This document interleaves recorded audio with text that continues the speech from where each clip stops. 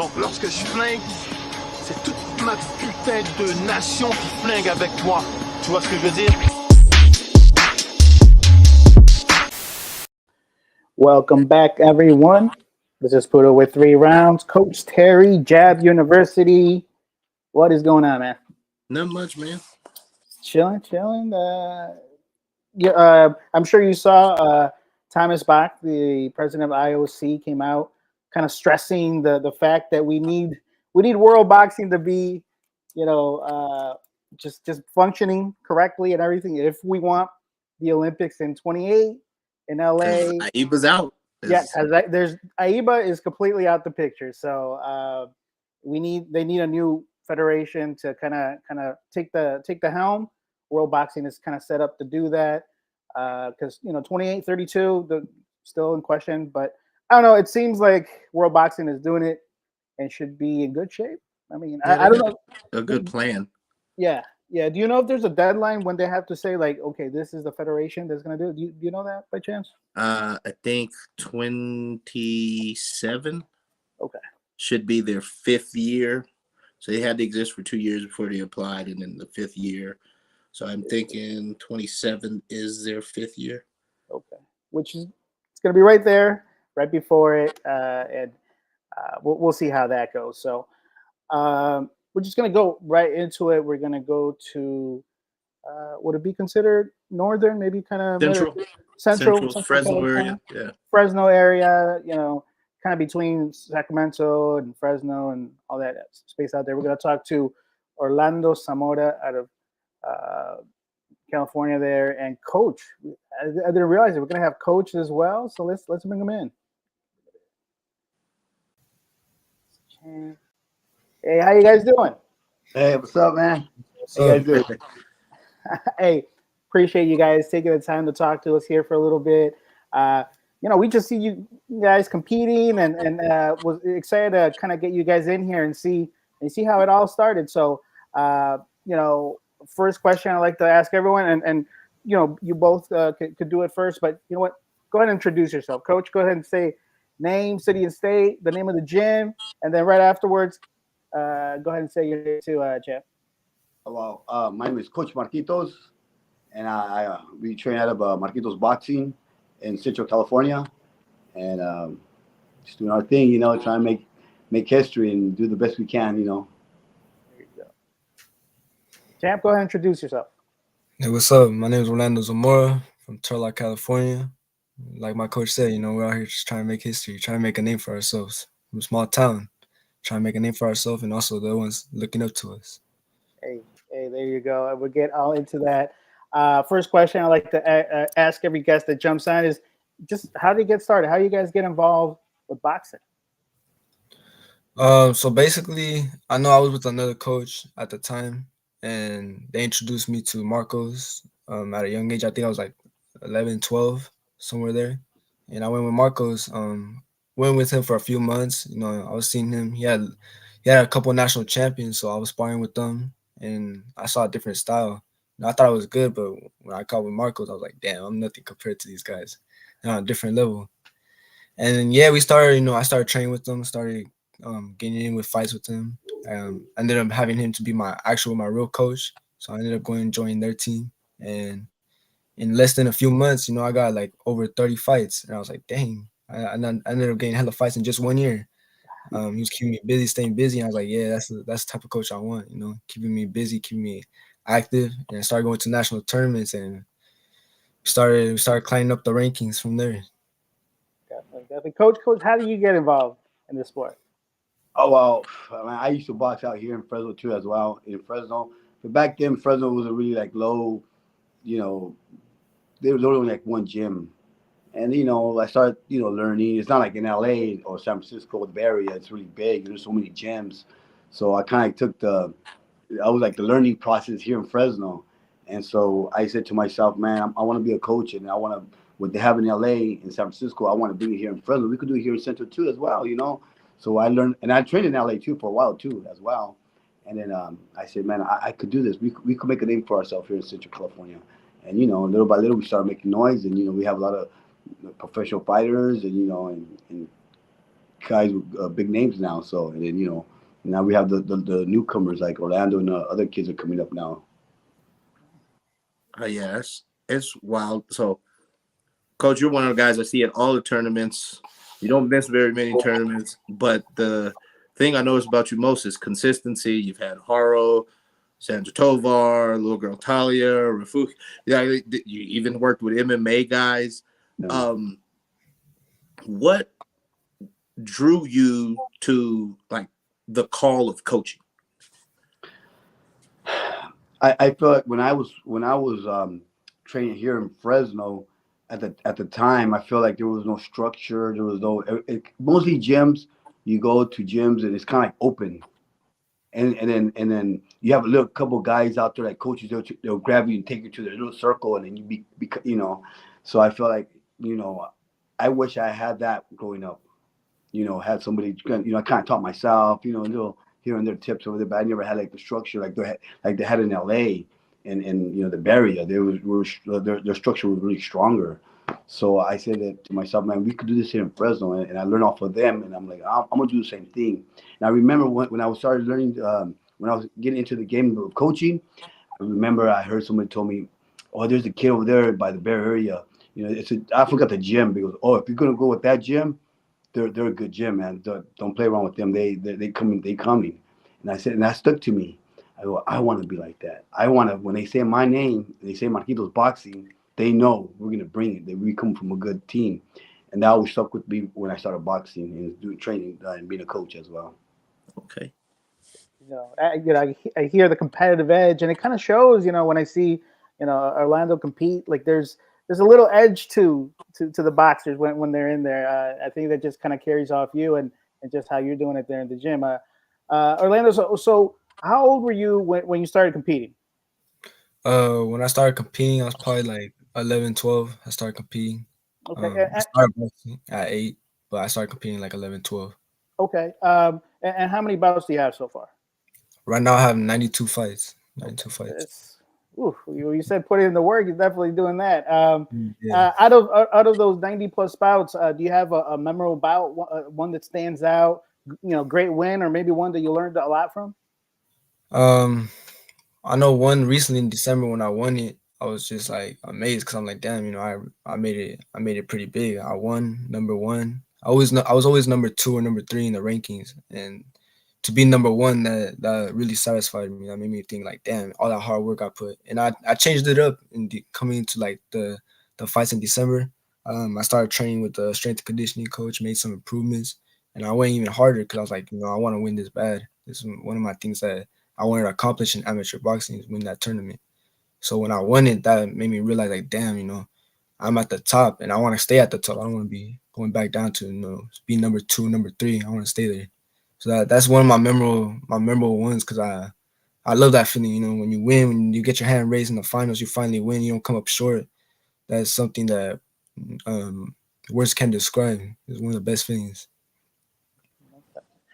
Well, you've been winning, so let's stay there. Yeah, stay there. This goes for both. Question for both of y'all. Is there like one particular thing, if there is, that is necessary to be good at this sport? You want to go first, Orlando? You can go first. Okay. I don't think it's the main thing. I think for a fighter is you have to have commitment and the drive to want it. Because you could be really talented, but if you don't have the drive, it's no good. There's a lot of guys that are really talented, come in the gym, they're really talented, but most of the guys that are really talented mostly fail because they don't think they have to work hard. And the kids that are not that talented, they're working hard and they got that drive and they overpass the ones that were talented. So over the years, I've seen mostly people that are really talented. For the majority of the times, they don't make it. And you have the special ones that are talented and work hard. Well, that's rare. Yeah, that's rare. So I think the drive and the want and being dedicated and wanting it, because you could say you want it, but you got to show that you want it. Anybody could say anything, but showing it's a different thing. So I think that's the number one thing overall. Yeah, what Marcos just said. You gotta stay. You gotta want it. And you also gotta stay consistent. People can want it, but they don't put in the work. They don't. Even if when they lose, they be like they discredit themselves. Like they don't want to put in the work or they give up. You gotta stay consistent. Over these years, like I said, I came up number 2, number 3, lost in the finals every time by like 1 point. I stayed consistent. I kept putting in the work. I kept staying hungry, and that's what got me here to be number 1. You gotta stay consistent. It's not everything's gonna happen overnight. It's a process. Yeah, definitely. And we know the saying, right? Trust the process, and not all aspects of it is going to be positive or whatever. It's going to go in your favor, but it's preparation for what you ultimately want to accomplish, right? You want to go through all these experiences, and by the time it counts or it matters, you'll be ready for that. So, um, you know, you were talking about just drive and commitment to the sport, and you kind of have to want it on your own, right? You can't have a coach just coming after you. You got to do it without the coach telling you got to do it, kind of scenario. But when did you, Orlando, did you know? Was there a specific moment where you knew, okay, this sport is for me. I'm a boxer. Like, I know that this is what it is, and then started to commit yourself a little bit more to learning the craft. Man, I always loved boxing. Since I was small, I always loved boxing. I always had a drive for fighting, just fighting in general. And when I joined boxing, I looked up to so many fighters, like, many pro fighters, and I looked up to them like, man, I want to be like that one day. And, as I started fighting, I started competing, and I was beating some big names. I was like, man, this is for me. This is something that I could really take it far, And then, making my name for myself, seeing people know me, just going out into tournaments and people coming up to me, asking me, "Oh, damn, that's Orlando. Hey, what's up, man? Or man, that fool was fast. That fool was sharp." That gives me that drive to go even harder. That makes me like think like, damn, I'm making something out of this. I'm making something out of this sport. And boxing, I love boxing, man. Boxing is my everything. I've been doing this since I was 8. I love boxing. So seeing that people come up to me and know who I am and know even me just walking into gym, people already know who I am and just come up to me is big and makes me emotional. I'm like, damn, this is something I could really take far. And yeah. One thing I did notice about you, Orlando, is you have like a bravado about you when you're fighting. Like the guy in front of you knows you mean business. Like it's like facial expressions, the way you feint at him, like he ain't gonna budge you, like nothing he does bothers you. And basically like your face is telling the guy in front of you, hey, you ain't shit. And and I was like, where do you get that? Like I've seen other kids with that. There's Khalil Harvey from Detroit. He tends to do that too. But like where do you get it from? Where does that come from? Just loving the sport, just wanting it. It's about wanting it. How bad you want it. My coach always told me how bad you want it. You gotta show that how bad you want it. And I have that hunger in me, like to show that, man, whatever they throw at me, I can take it. I can take it. I can adjust to it. So I always had that hunger in me. I've always had that hunger in me. I always had that like that facial expression, like, yeah, you can't. Whatever you bring, I'm ready for it. So I've always had that since I was a kid. And going into those tournaments, I always have that mindset, like, man, whatever they bring at me or whatever they come and try to throw at me, I'll be ready for it. It's that Mexican in them. Yeah. It's that Mexican in them. Yeah, man, it's like, man, dude got attitude to go with whatever he's throwing. Like, it's crazy. Yeah. Well, we just had Isaiah Godino on Monday. He's like, that Mexican stuff. I was like, yeah, that's what it is. You get a couple, but you got to throw a couple back too. You know what I mean? So it's one of those. Coach, for you, Coach Harry just mentioned the range of boxers that you've had. That you've coached and taken the nationals and all that. Not every boxer is the same, right? So how do you approach, the boxers that you're training to make sure that you get the most out of them, knowing that they're not all the same. They're not all come forward. Maybe some are more counter. Like, how do you kind of balance that and make sure that you're developing them properly as they go up? I try to work what I see what they're good. Some people are really twitchy, really good with the twitch. Really athletic, and some of them are not as athletic. So I have to find their strong points And like Orlando, he's really twitchy. He's really cool. He has really good reflex. So that I use that, to our advantage. And obviously, he got that Mexican blood in him too as well. So mix that all together, you have Orlando, and we're just trying to, perfect it as time goes on. And some people don't have that twitch. Some people are more forward, so I work on their waist movement and timing. They don't have the footwork as sharp as other people, so we have to work on waist movement, good timing, good combinations, put them together, and just those kind of things to just find their strong points. All right. This one's for you, Coach, because scrolling through your social media, for one, you're hilarious. That video with the T.O. with the belt kicking, dude, I was dying. Oh, I was dying. But I noticed you worked with MMA guys too. Like, what is like the biggest difference in preparing one of those guys versus preparing somebody in the sweet science? well, it's a little different because MMA. Well, the reason I started working with MMA fighters because at the time at the gym I was working at, there was a lot of MMA fighters, and I was creating obviously a lot of national champions. So I made a lot of noise. So a lot of the MMA fighters were like, "Hey man, Marquitos, can you come in and help me with my hands?" Oh yeah, but it's a different sport. Sometimes I feel like MMA. Sometimes the better fighter could lose. Because it only takes one little clip and that's over. Yeah. There's no 8 count, nothing like that. So, and I feel like boxing, majority of the time, the better fighter wins. You can get hit with a couple shots, whatever, weather the storm or get knocked down, get back up, but usually the better fighter wins. But MMA, just one little clip, it's over.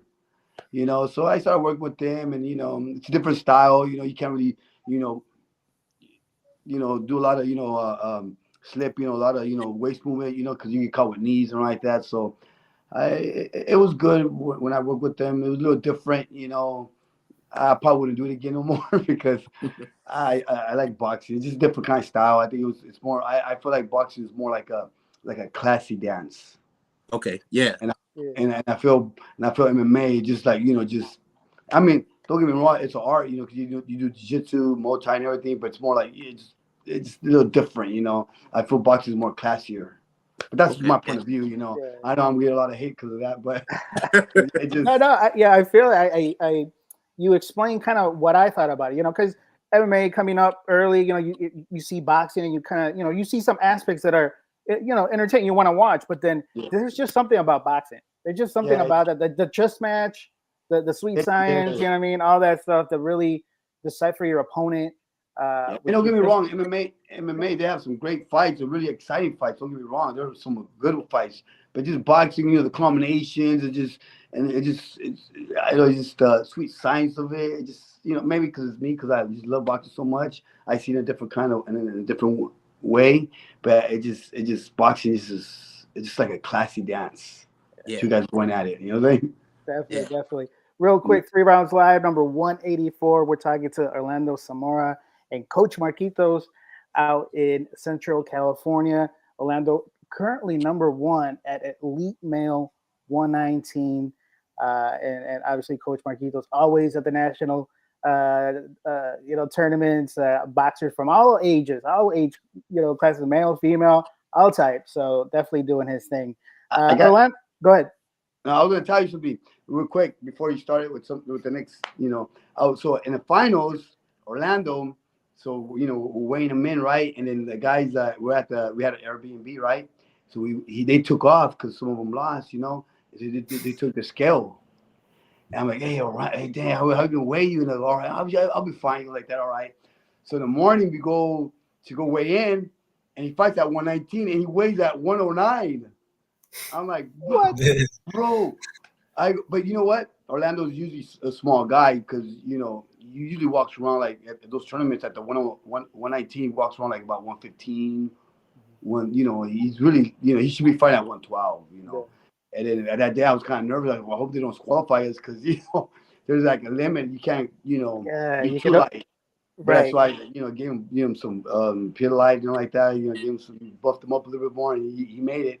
But it was ridiculous. Like, man, you 109, you were fighting at 119. That's wild. That is crazy. 10 pounds. Yeah. That's Hey, wild. hey, he dominated. So I mean, Hey, Yeah. you look good. I chopped it up. So go on the page there. I did a little chop up of the championship fight. Just take a look at it. But for everybody that hasn't seen you compete, what Orlando, what kind of boxing style are you? What kind of boxer are you? What are you trying to do when you get in the ring? My style is different. I could adjust. I could be a pressure fighter. I could be I could outbox them. Mostly, I feel like I'm a outboxer. I'm a puncher fighter where I outbox them, but I'm there in front of your face, but I'm right there to make you miss, making a pay. I feel like I can adjust to anything. I could, if I have to pressure you, I'll pressure you. If I have to outbox you, I'll box you. If I have to stay there with you, bang it with you, I'll bang it with you. I can do a little bit of everything. I can do a little bit of everything. And it's fan friendly. It's Oh yeah, Yeah. no, very, most very definitely. fan friendly. Yeah. Yeah, it's fun to watch. It's not. I guess some people, I guess you say the pure boxers are boring. Some of them not to me, but like it could be. Like you're not boring. Like Yeah, I try not to I, make it. Yeah, yeah, and I go. I That's my enjoy. life. I enjoy watching what I'm seeing. You know what I mean? So I think that's pretty cool. When you got into boxing, because of course this is an Olympic year, but you're probably class of 28, I think. Yeah. Did you like I'm gonna box and turn pro, or I'm gonna box and go to the Olympics, or I'm just gonna box and see what happens? My main goal when I was boxing is be a world champion. I feel like that's everybody's goal. That's everybody. That's everything that everybody's trying to aim for. But when I got into the amateur, I started going to amateur. I'm like, I want to make Team USA. I want to make it so I could go international, or at least like go international. At least try to get a medal. And that's my main thing that I'm trying to do right now is trying to go international, make an Olympic weight, go international, and do an international tournament. That's my main goal right now. Before I turn pro, or before I look at the pro rankings. I'm trying to go international, trying to go get that medal because that's one of the big things that I'm missing. I feel like I'm missing. Yeah, That's a good goal. yeah, Yeah. definitely try to get that. It's about getting different looks, right? International has a whole different Yeah. look. You want to put that in front of you now in the amateurs, before you go over to the pros and then have a little bit, more tools in your toolbox type deal. Yeah, exactly. Yeah, get Uh, different looks. definitely. Now, for both of you, like, before, a bout or a championship bout, say a national, tournament, like, how are you guys getting ready to compete? For Orlando, you're probably getting your hands wrapped and you're just mentally getting prepared. How do you do that? And coach, how are you making sure that are getting them, mentally prepared to go in the ring? Because it could be, it's the championship. Everybody's looking at you like, it's a stressful sport. It could be. So how do you guys just make sure that you guys are getting ready for that? Well, I just get in my zone. I put so get some AirPods on, just get in my zone, get in my little groove, knowing that we gotta lock in before we get in that ring. You gotta lock in. You gotta think about who you doing it for. What's your motivation? What's your drive? Why are you doing this? Why you want to make it to the championship? Why you want to win so bad? You gotta want it. You gotta want it. And that's my drive. That's my main thing when I get in the ring. Before I get in the ring, is think about who I'm doing it for, why I'm doing it for, and just lock in. No distractions, no nothing. Just you against you. That's how I look at it. Just me against me. So what's playing in the AirPods? We got some, little baby, some NBA YoungBoy, some Rod Oh, Wave, violent music. Okay. Just get hyped up. And coach, how do you make sure your boxer is as fully prepared as you can get him before he gets to those ropes? well, I mean, obviously, good training. Get the best sparring. Actually, Jordan Fuentes is our main sparring partner. He's from Fresno too as well. So I mean, you already know his name, and you already know what he's about. So we as much as we need him, he need us too as well. So we help each other with that sparring. We have other guys too, but Jordan Fuentes, I mean, that's pretty good sparring right there. And then get the proper training and make sure he does what he needs to do. Network and stay focused and be prepared. And like he said, he's doing it for his family and for himself. And, all this journey that we've been through since small, the ups and downs and everything is finally coming along. It's coming together. So I tell a lot of people, all the new kids, man, you know, you have to, you know, be able to, you know, go through the journey and ride the bull, and don't let it, you know, knock you down, because if it does, then you're gonna live behind. You gotta just go along with the ups and downs, you know. Great point. Yeah. Speaking of ups and downs, like I heard the saying, like you can't have mountain peaks if you don't have valleys, and it seems like you've experienced those valleys, being number 2 and number 3. And when you go to those tournaments, and I guess it just wasn't your day, or your time, or even the decision was bad.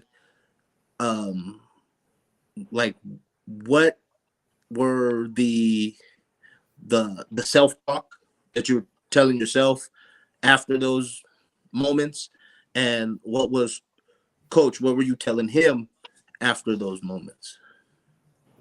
Some main things is I go back to the gym. You know, when we come back with Sunday, Saturday after these tournaments, and you know you end up losing or coming up short, I go back to the gym the next day. You know, I go back in the gym, work hard, work even harder, knowing what tournament is next and what we have to prepare for, and what adjustments we have to make, and what I have to learn off from that loss, what I didn't do well, or what I could have done, what I could have done more. You know, we put that into the sparring, into the training, and I go back with my coach, and we talk about what I could have done more to be able to pull off the win in those times when I came up short.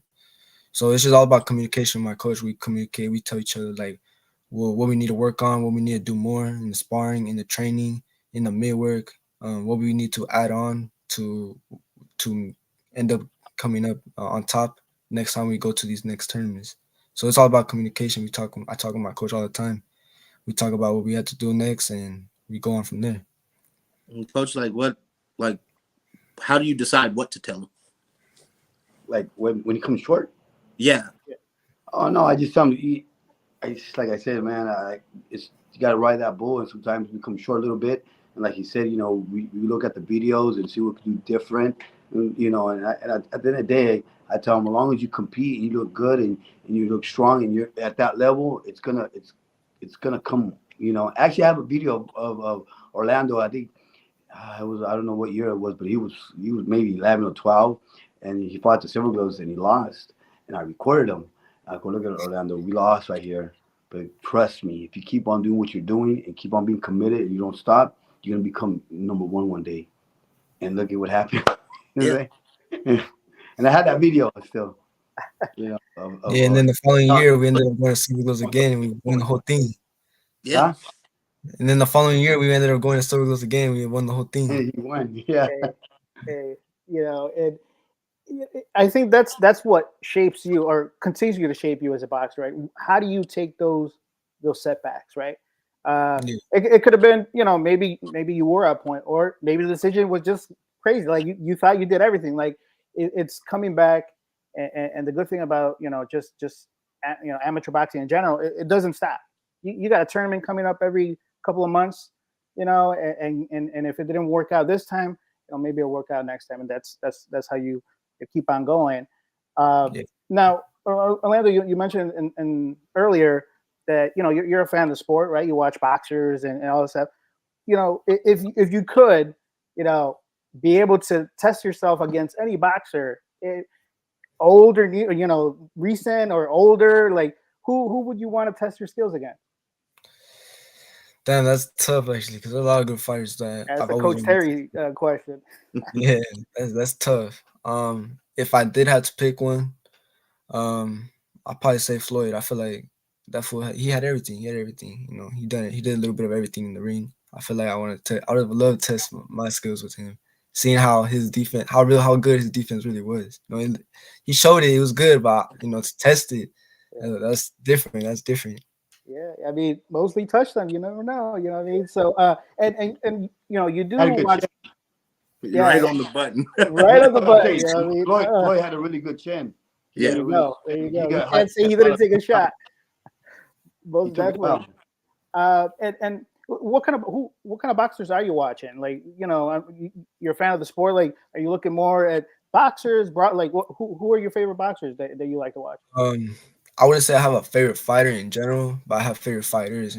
I look at everybody. Every time someone fights on the weekends, there's fights coming up. I literally watch them because that's all I do is watch boxing. I literally just breathe, watch boxing. That's everything that I do, and I love boxing. I'm a big fan of sport. I feel like if you really want to improve, you gotta study. You gotta study those fighters, and I like to study a lot of fighters. Like I know there's like people like Shakur. There's Crawford that just won and ended up winning undisputed.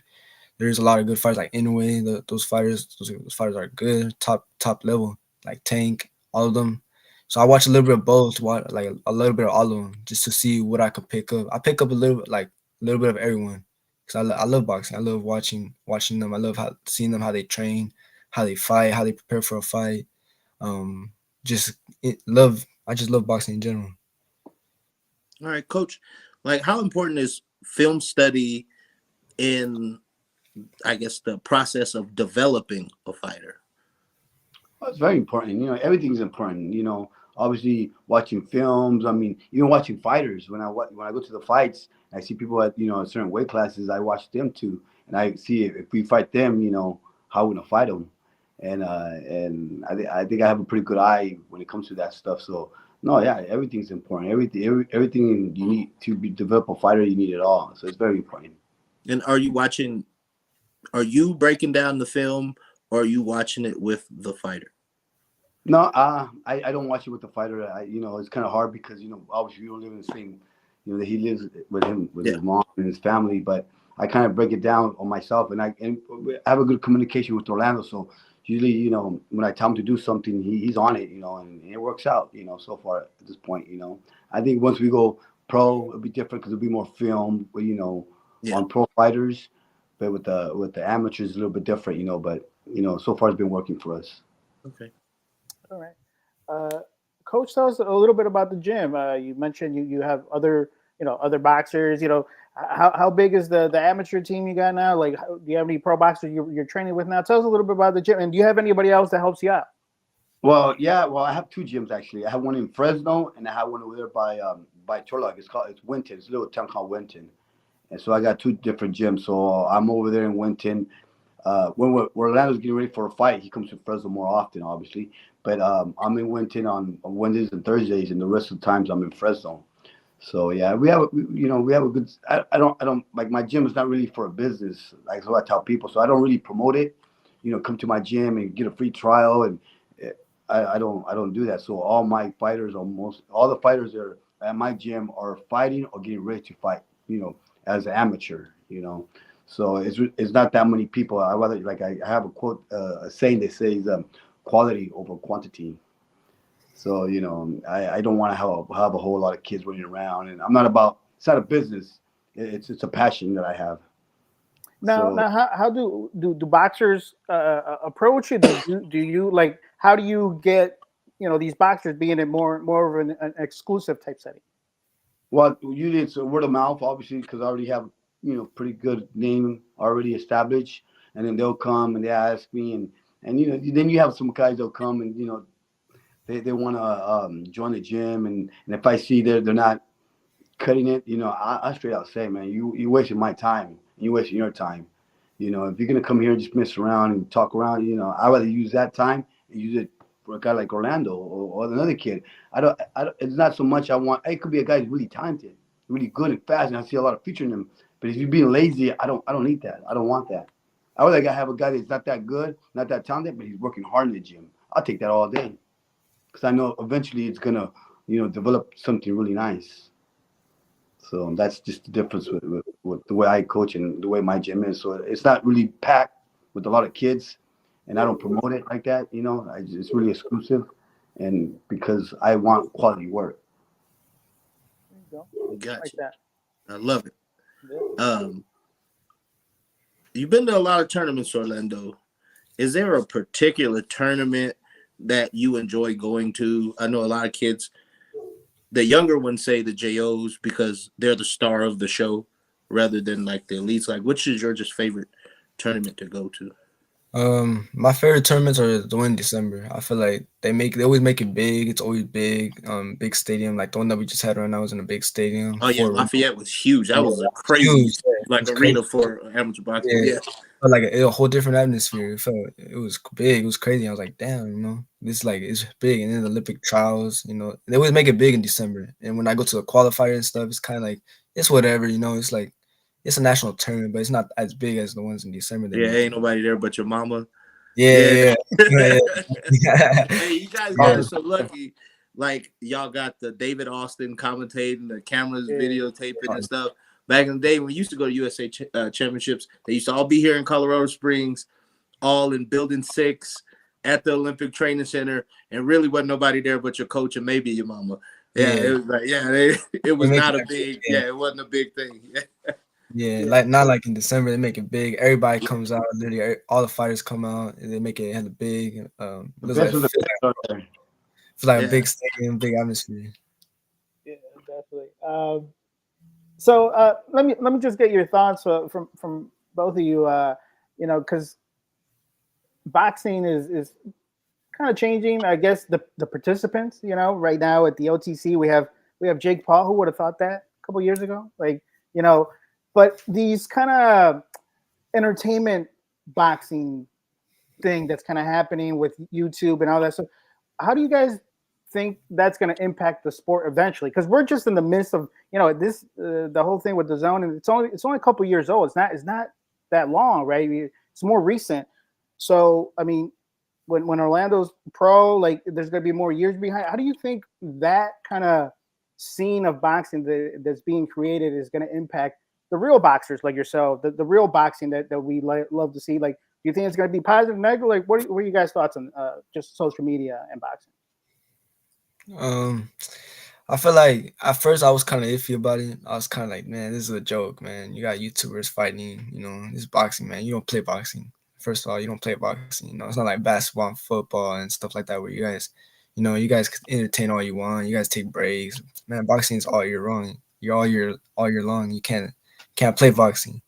But then as I started seeing, and I saw Jake Paul over there at the Olympic training center. He's over there training with them, getting ready for his fight or whatever.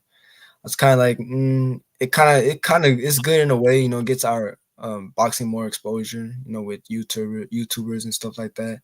But at the same time, I'm kind of like, man, I'm kind of iffy about it. So I'm like, man, people are gonna think, boxing is a joke, or people are gonna think like, oh, if a YouTuber can do it, why can't I do it? That's a little weird.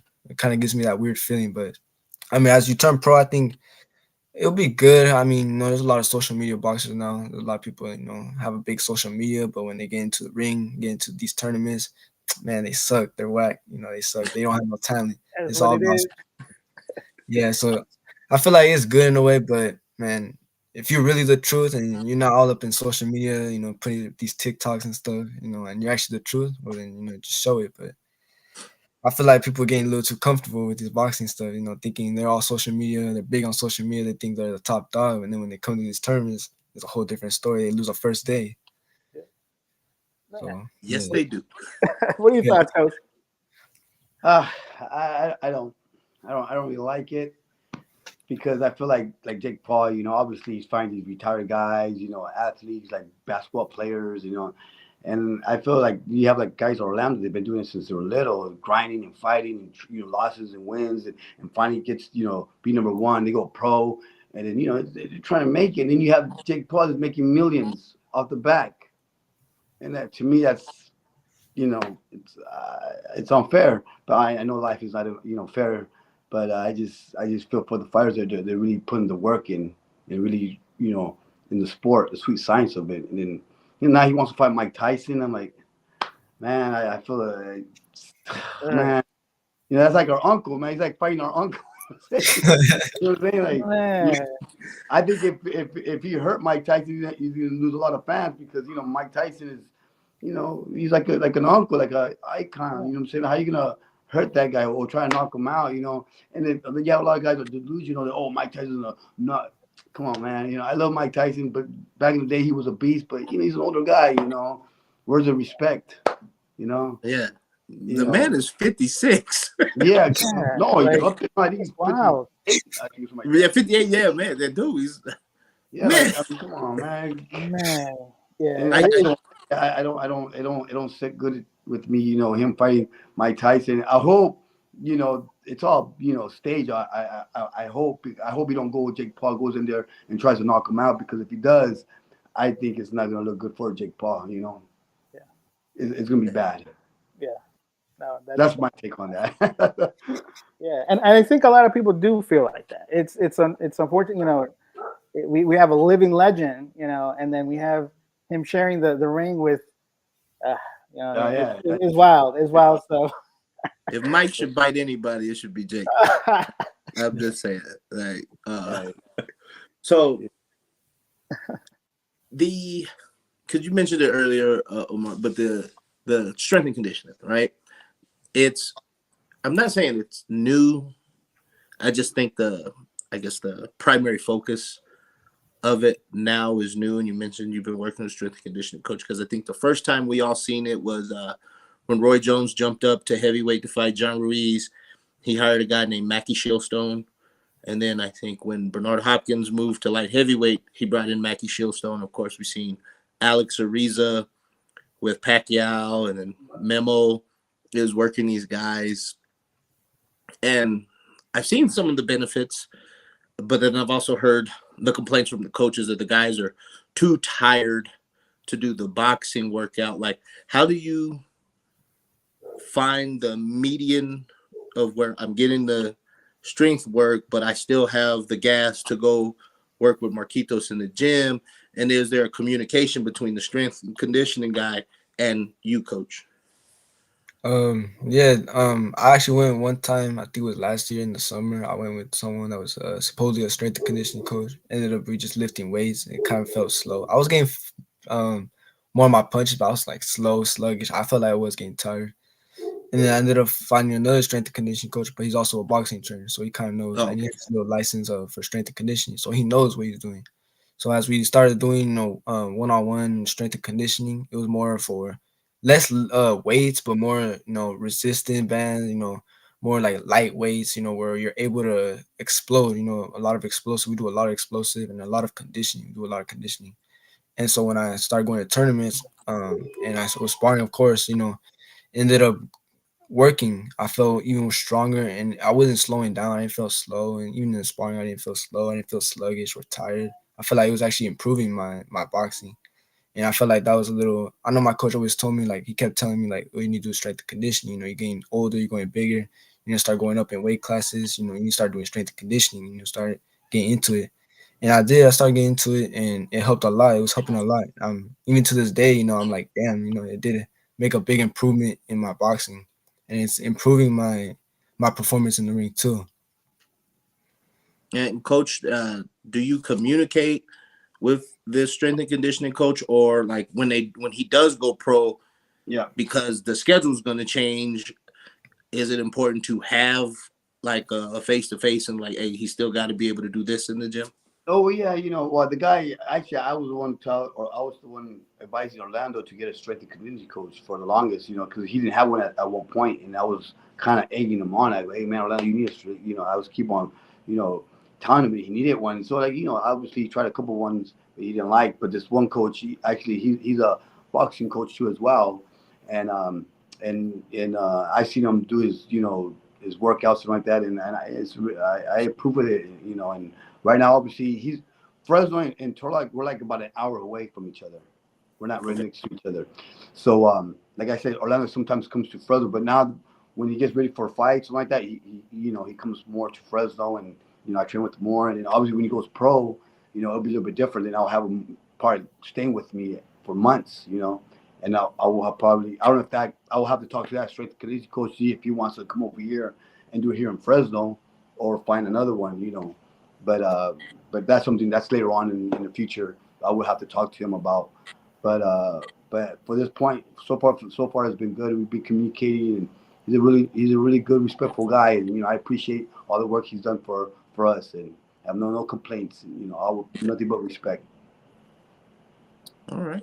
All right. 3 rounds live, number 184, talking to Orlando Zamora and Coach Marquitos out in Central California. Orlando, number 1 at Elite Male 119. Have you, Orlando, have you had a fight where, maybe you got hit with a real good shot, or got stunned, or maybe you couldn't figure out your opponent, and how do you go about making that adjustment? And coach, kind of along the same lines, how when things are not going the way that you hope they're going, how do you make those adjustments? And do you have an example of where you had to make an adjustment to make sure that maybe the fight didn't go their way, but they were able to make a change and get back into it? Have you guys had any kind of adversity you guys had to deal with while in competition? Yeah, there was some adversity. There was times where we lost the first round. My coach told me, okay, you lost the first round. You kind of were starting off slow. You need to make these adjustments. I always talk to my coach in the corner. We tell each other what adjustments we need to make, whether they're pressuring, whether they're outboxing, what we need to do, what you need to do to touch them and start winning the rounds, start winning that round. Because every time you lose the first round, my coach always tells me, you need the next round. You need the next round. You get this round, we're still in the fight. So I always talk to my coach when we go back to the corner if we lose our first round or we can't figure out our opponent. We talk. He tells me what I need to do, and I go out there and do it, and it ends up working out. So there is times where we had trouble figuring out an opponent, or the opponent didn't want to commit when we were fighting or something, and we ended up having to adjust our next round or adjust once I got back to the corner. So it's all about communication. All about communication with my coach. Go ahead. No, yeah, for sure. No, it's the same. Well, exactly what he says. It all depends.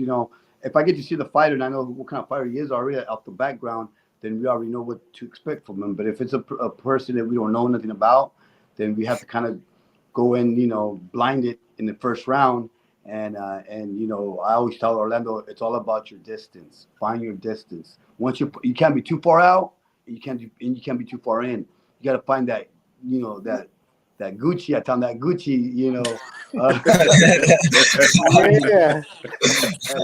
That's something me and him talk about. You got to find that Gucci range. You know what I'm saying? And once you find that range, it's gonna take a while for you to find it because every fighter is different. Some are longer, some are shorter. So every range is different. Each opponent that you go through, I go, the faster you find that range, the better it's gonna be for you. Okay, and Great advice. Coach, you've been around for a while, and we've seen the scoring systems change over time. It used to be a 20-point must, then it was the computer score. Now it's 10-point must. And now we have live scoring. We used to only see that at the international level. And I think, was it 21, the Lubbock tournament, it made its first appearance at a national tournament in the U.S. Like, how receptive were you to it? Did you like it? Did you not like it? And did it change anything about how you approached cornering or coaching that athlete? Oh, well, yeah, I love it. You know what I'm saying? It works for everybody because then you know what you're working with. You know what I'm saying? Because I could say, oh, man, I won that round. And I look at it, he didn't give me one round. Yeah. So if I didn't have that scoring, then I'm over here thinking that I won that round. But little that I know, it didn't even give me that round. But now that with that scoring system, I know what I'm working with. And I could adjust, because you know how it is. Sometimes you think you won a round and they won't give it to you. So you got to work around that, So I think I like it. I think it benefits for everybody, though. Not just only, everybody has the same. It's a platform for everybody, and I think it's good. You could adjust or do what you need to do to, get back in the fight. Yeah. I had a different point of view when I first saw it because I think I take stuff personal or I just was in the moment. I was like, judge number 2's a idiot. You know what I mean? Like, I got mad first. No, it happens. It happens. Oh. They cut him off. What happened right here? Oh, there we go. Yeah. Hey, that judge heard you. It's turned off your lights. Hey, can y'all hear me? Because when it does yeah, that, we hear you. okay. We hear you. Yeah, so, the judge got mad. I tell you, man. So last year, Orlando, you did a transition. You were competing earlier in the year. You were a youth 112, and then you ended up finishing off the year at elite 119. How was that switch over? Did you just kind of take it in stride, or were there anything significant, or just some adjustments that you had to make going up heavier and against older or elite boxers? Yeah, in the beginning of last year, we went at 112, of course. We went to some qualifiers, we went at 112, and my performance was good. Everything was good. And then, of course, the weight started getting, I started struggling with making that weight. So I talked to my family, of course. They're like, try 119, try it out, see how it goes. And if we end up feeling more comfortable at that weight, we'll stay there. And we tried it out. We tried out like a couple fights like close by, like show fights, and I felt it felt good. And then when it came to the one in December, we went at 119, made that little transition, and going against 18 and up, that was a big adjustment we had to make, but we adjusted well. And then when we came to that weight, I felt good because it wasn't really that like we didn't have to cut so much weight and try to like drain ourselves and felt weak. But then as I felt like I was walking around in that weight, I felt very comfortable, and I felt like this tournament that we came to, how my coach said I was walking around 109. I was like, man, the weight's coming off so easy. Like, what the heck? So I feel like, yeah, maybe I could make that weight. Maybe I just need to take a little break because I was staying at 112 for a while. So maybe I did need to take a little break and then kind of, be at a weight where I was more comfortable at. But the adjustment went good. I started walking around good, felt good. My body felt good. I didn't have to really drain myself or anything or felt weak. I felt strong, felt good in the ring. So it Mental. went good. Yeah. So, of course, the Olympic weight classes are 112 and 125, which I find odd because that's a huge jump. That's a big, yeah, it's huge jump. You know what I mean? Like, and it kind of, granted, some of your kids that could fight 119 showed out at the trials at 25. Of course, Jordan is one of them. Steve is another. They went up.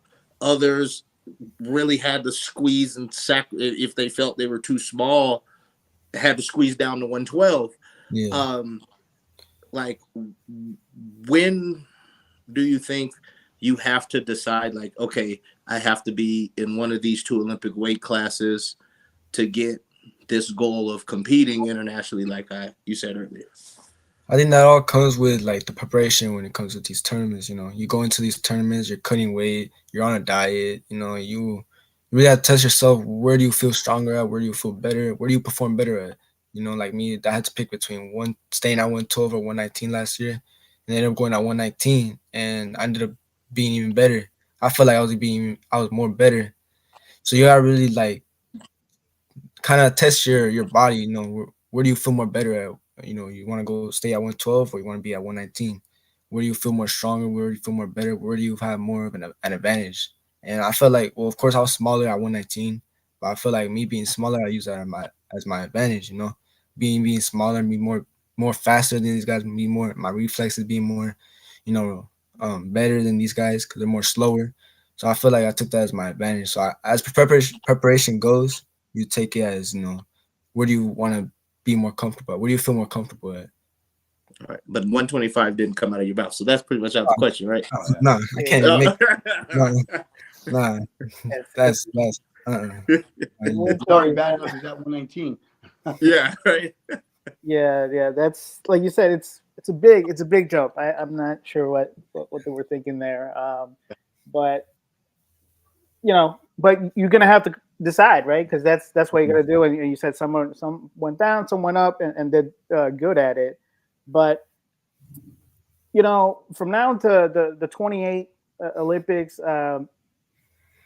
say things maybe don't pan your way. How much of wanting to compete internationally will kind of keep you in the amateur level, or do you think there's a certain kind of moment where it's like, you know what, if it happens by this time, or if it doesn't, I'm just gonna go pro? Or is that wanting to be international, being on the podium and doing that, is that strong enough to maybe keep you around a little bit longer than in the amateurs? Like Jordan, for instance, for example, went to the trials. A lot of people maybe expected maybe pro, but we just saw him at the National Open. So how big is that want for you at the amateur level? I feel like it's a big one because, of course, being international, competing, getting different looks, getting that medal, that's big. That's big for before you turn pro. But it's not something that's gonna keep me in the amateurs if I can't I'm gonna try to go into 112 in December, and if I can't get international in that beginning of the year when I do make Team USA, then we're gonna have to turn pro that the next year. But if it happens, it happens. We're just gonna go through it, see what happens, and if next year, it's not God's plan, then we're gonna go turn pro. We don't have to stay in amateurs all for another 4 years to make the Olympics. So there's no rush, but also if the time's not right, then we'll go pro. There's no problem. And coach, like, do you think, especially if a boxer kind of has that goal of going pro, do you think you can be in the amateurs too long that it will kind of hurt you when you do turn pro? Do you think there's a little something in that as far as being maybe too much in this level before you go to the next? Well, it is a different style, different rules, different, amateurs, they want a certain kind of style, and pros a different style, obviously. And as Orlando, if he stays there too long, I think it could hurt him, because it's, you get stuck on that kind of style, as an amateur fighter. And as an amateur, obviously, if you're a top amateur fighter in the United States, I mean, your odds are really good that you're gonna win your fights in the beginning. But as time goes on, you're gonna have to develop and send your punch a little bit more, be twitchy, be stronger, whatnot, and it's gonna change. Your amateur style is gonna change a little bit. You can't keep that same style forever, and I'm aware of that. So if you stay an amateur for a long time, I think you kind of stick with that. But I mean, look at Lomachenko, but that's one of a million. Yeah. All right, Coach.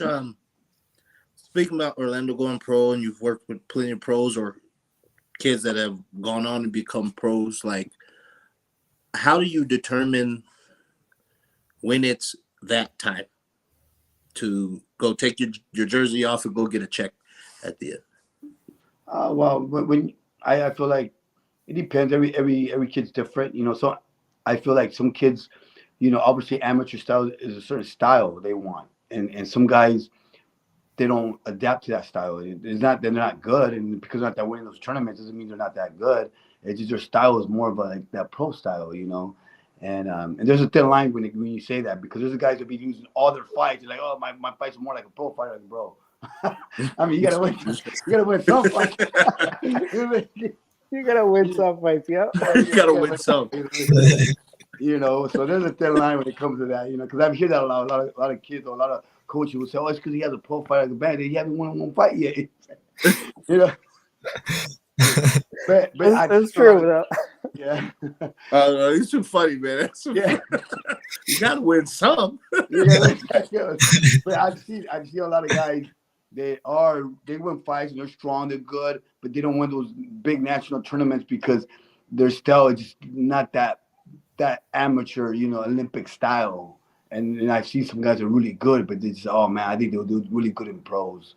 And but they're really good fighters. Don't get me wrong; they have good qualities. They have good, they're not going to lose to any, regular Joe. If they're going to lose, because they're losing some guy that stick and moving around. They have that Olympic style, high quality style, But it just depends in what kind of fighters I'm dealing with. Like Orlando, he does a little bit of both, and he could he still do the amateur for a while, but I think after it's said and done, the goal is to be world champion. I think that's everybody's goal. I hope so. Hopefully they're just not showing up. Yeah. Real quick, 3 rounds live, 184.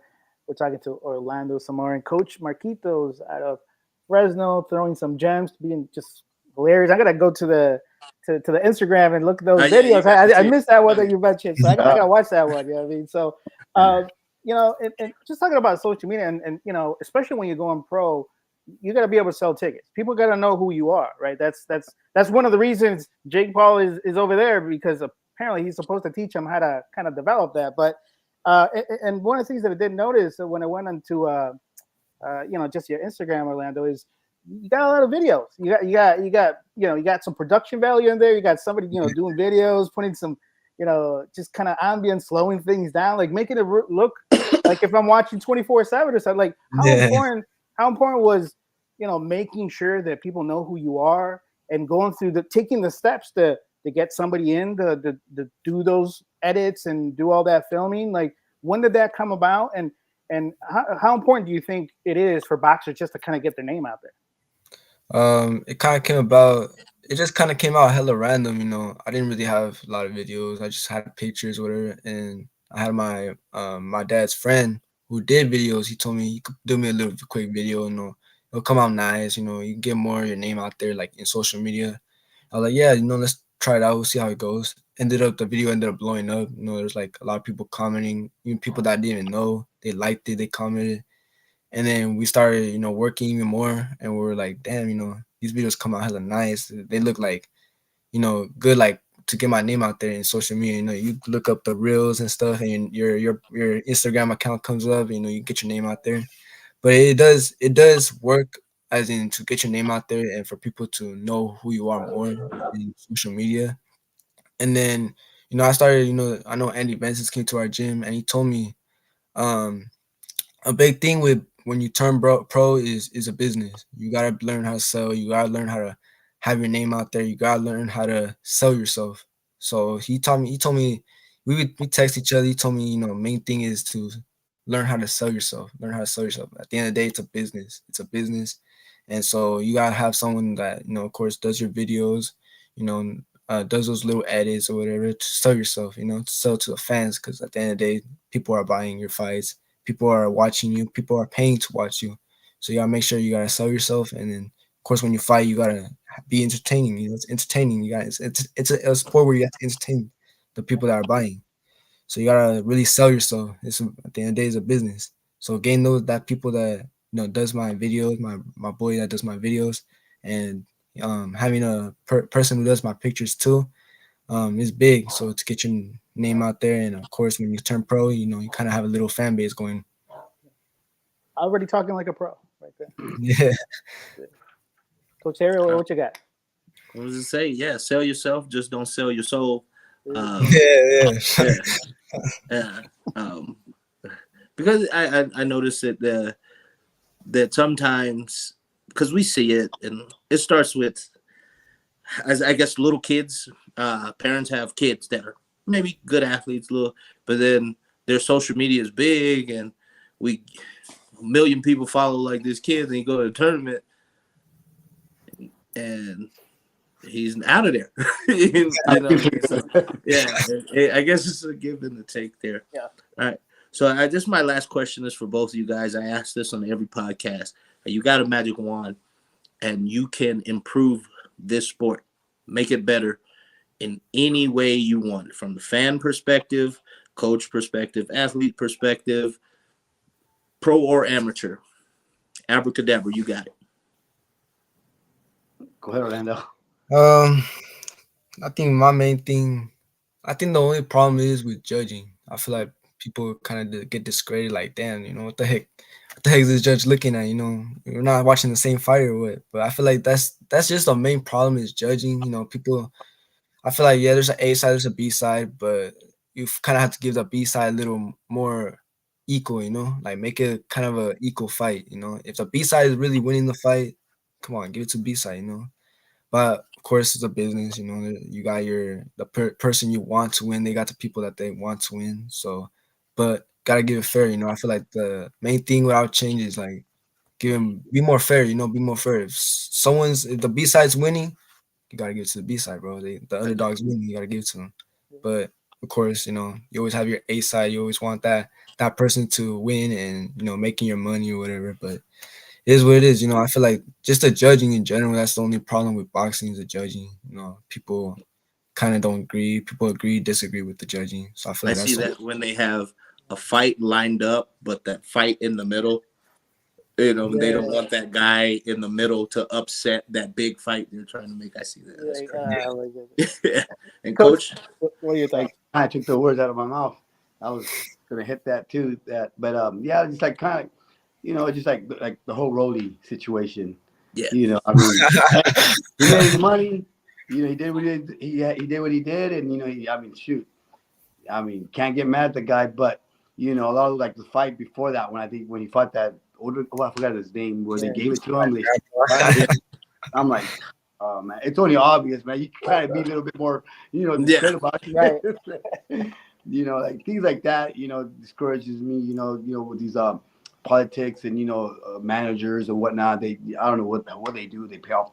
I don't know how they do it, but obviously there's something's going on right there. That wasn't a right call, and I feel like, and then making the fights, like the two guys fight each other. I think we need that. Like the pro fighters, they don't want to fight each other. They want, they go around the bush. I feel like back in the day, like I'm talking about like the 90s or the 80s, man. Best fight best right off the back. Before we get the best of the best, they're more on the way out. They don't get them younger. So I feel like we should get the young guys go at it and get the good fights out there. I feel like they go around the bush. Yeah, they fight harder on Twitter than they fight in the ring. Yeah, they do. They do Yeah, fight they do. guys, but they fight guys that are names back in the day. Yeah. So they can have them under their belt. Oh, I fought that guy, but that guy was back then. He was good. Yeah. You know? Yeah. When the risk level is lower, right? Yeah. You don't want to risk Yeah. anything. You know what I mean? So, it's been a great conversation. I realize that we're already past, but last question for both of you guys is, from the boxer perspective, right? There's got to be times when you don't want to go and run your miles or go to the training camp, or camp has been tough. Like how do you keep focused and on track to make sure that you got goals and you make sure you meet them, but sometimes it gets a little difficult. And coach, for you, you got two gyms. You got to run from one way to another. Like I'm sure once in a while it kind of get like, maybe I don't want to go over here. How do you guys stay focused on a sport that's so demanding? Man, you just gotta do what you gotta do. There's days you don't want to wake up, go run 6 in the morning, go run after practice. You're already tired. I think I want to practice every day. I'd rather watch some Netflix and chill, have some food with me. But you gotta do what you gotta do. How bad you want it. It's about how bad you want it. You want to become a world champion. You say you want to become a world champion. Go put in the work. That's what my coach always tells me. Everybody wants to be world champion. Everybody wants to be national champion. But do they want to put in the work? That's the thing. That's where it really comes in. That's the big test. You want to put in the work or not? So my main thing is, there's times where I don't want to do it. There's times I don't want to wake up. There's times I don't want to go to gyms. Times where I don't want to be on no damn diet. But you gotta do it. You gotta do it. If you want to be a national champion, you want to be number one, you want to be a world champion one day, you gotta put in the work. You gotta go do what you have to do. Well said. But with me, every day I actually pray. I pray to God. I believe in God, and I pray to God to give me wisdom, strength, abilities, and energy, so I can keep on doing what I'm doing. Without Him, I wouldn't be able to do what I'm doing. And I pray to Him and ask Him to give me the wisdom so I can coach all my fighters and that talent and energy so I could do that. And I tell my fighters too. I go, if you want to be successful, you got to put in the work. Success doesn't know about excuses. A lot of people have good excuses. Oh, because my mom and my dad or someone died. Like, success doesn't know nothing about that. It only knows what you put in. That's all it knows. It doesn't know all about your problems. And some people have good excuses, but success doesn't understand that. It understands only the work you put in. And that's what I tell Orlando. So you could bring all the excuses, and you probably have some good ones, but you know what? Success is not hearing that. They only hear what you put in, and that's it. So that's the kind of things I tell my my fighters. Definitely. It seems like I think the sport, it does depend a lot on having a good team. Coach, boxer. It seems like you guys are perfect. I think Coach is going to be able to get the most out of Orlando, and Orlando, I think, is going to be able to follow and kind of just get that knowledge that Coach has and be able to bring it into his own. And maybe, I don't know, hopefully continue that, him being a coach later on. Who knows? We'll see how it is. But first, try to get those world championships, and all that is next on task. Go ahead and let us know where people can follow you, Orlando Coach. Where can they follow you online, Instagram? Where can they follow your journey? You guys can follow me on Instagram at nano.boxing27. It's my Instagram. Keep you guys updated with all my boxing, how everything's going. You guys can follow me there. You can find me at .marquitos_24 on Instagram, and then on TikTok, Marquitos Boxing. Hey, you got the TikTok and everything. I gotta go check it out. See there, you got some wildness in there. I'm sorry about that one, though. and both of you guys, just shout outs, thank yous to people that help you out. When I posted that you guys were going to be on, people were sharing. People want to see you guys do good. So just go out and give out some shout outs and thank you. Yeah, shout out to my family. We always they put everything into getting me into these tournaments, pitching in for everything. Flights, everything, food. So shout out to them, of course. Shout out to you guys for having me for sure. Having me on this interview is amazing. For beyond blessed for sure. Shout out to my dad's friends, the guy that does my videos. He made a big impact in doing my videos. Everybody loves those videos. Everybody's always telling me, man, those videos look like a movie. They look badass. So shout out to him, man. His name is Miggy. You guys go follow him. He does my little videos. So shout out to them, man, and shout out to my coach. Just the beginning. Once we go into those pros, man, watch out for us. Oh, Take yeah. over. And take over. Coach. Well, I just want to thank you guys for having us here. We appreciate it for your time, and and all my fighters and all the families too, because as a coach, you deal with a lot of dads, moms, and sometimes brothers, and you have to be really close and tight for that to work out, because you have different brains, different heads, thinking different ways, and I'm blessed that with Orlando, and all my other teams. And we have a good team, and I'm blessed, and I had to take a shout out to them too as well, because being sticking to the game plan and being a good team. And another one that I want to make shout outs to my fiance. I go to all these places and all these tournaments, and she supports me, and I know it takes a lot for her to wait for me at times and everything. She's always been supportive, so without her, I mean, I don't know where I'll be, but I owe a lot of my success to her, to my fiance. Her name is Melissa Sanchez. So I'm really appreciative for her. Right on. There you go. Hey, it's always good. They say behind every good man is a good woman. Hey, it is what it is. And I appreciate you making sure you added it to the shout outs. Because if not, she probably heard. He's like, hey, you give me a shout out. Like, what's going on? So, hey, I want to thank both of you guys for taking the time to talk to us here for a little bit. This is the only podcast solely dedicated to amateur boxing. You guys are doing big things. I'm excited to see what you guys do in the rest of the amateur journey and beyond. So with that, Coach Taylor and I will be back 3 rounds live. But with that's all we got. So you guys have a good one. Take it easy. Good night. Take care, guys. Yeah.